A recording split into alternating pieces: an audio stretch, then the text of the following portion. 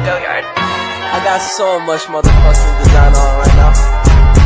Break it down, bring it back, make it clap. I got 3 old thoughts, new guap, wear that tank, bitches on my line, and you know. Boyatis, salah satu ahli pada tahun 1982, menyatakan bahwa ada satu faktor yang bisa membantu perusahaan itu sukses dari sisi manusia yang kita sebut dengan kompetensi. Apa sebenarnya kompetensi menurut Boyatis?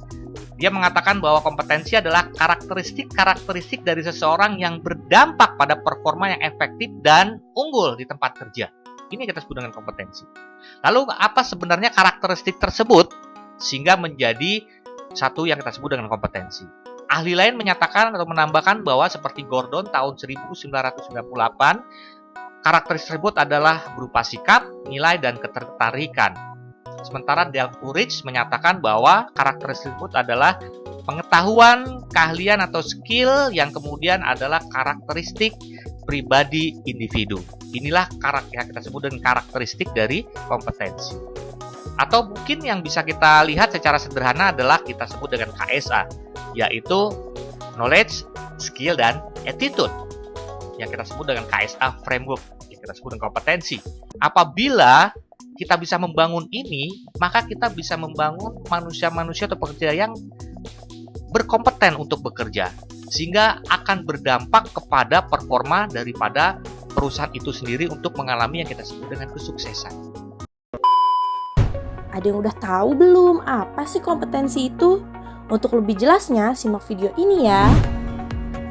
Perkembangan dunia usaha saat ini menuntut perubahan MSDM agar dapat mendukung perusahaan mencapai tujuan strategis. Kebijakan dan praktik MSDM harus mampu menghasilkan kompetensi dan perilaku karyawan yang dibutuhkan perusahaan untuk mencapai tujuan strategisnya. Kompetensi yang dimaksud adalah kemampuan kerja setiap karyawan yang mencakup aspek pengetahuan, keterampilan, dan sikap kerja. Seorang manajer SDM perlu memiliki kompetensi yang dapat mendukung perumusan dan pelaksanaan kebijakan dan praktik MSDM yang strategis. Kita akan membahas tentang karakteristik kompetensi. Karakteristik kompetensi yang dapat mendukung MSDM yang strategis antara lain: yang pertama, penggunaan MSDM berbasis bukti. Setiap keputusan yang dibuat dalam praktik MSDM harus berdasarkan pada bukti. Bukti tersebut dapat berupa data, fakta, analitik, prinsip ilmiah, evaluasi kritis, dan riset atau studi kasus yang dievaluasi secara kritis. Bukti-bukti tersebut dapat digunakan untuk mendukung proposal, keputusan praktik, dan kesempurnaan MSDM. Yang kedua, menambah nilai. Pada dasarnya, perusahaan ingin praktik MSDM menambah nilai dengan meningkatkan laba dan kinerja melalui program MSDM. Menambah nilai bagi manajer SDM berarti membantu peningkatan perusahaan dan karyawan dengan cara yang terukur sebagai hasil dari MSDM. Yang terakhir, menggunakan cara-cara baru untuk memberikan layanan SDM.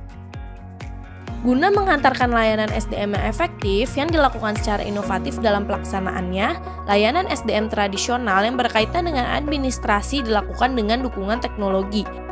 Saat ini telah berkembang Human Resources Information System atau HRIS yang dapat mendukung layanan administrasi SDM.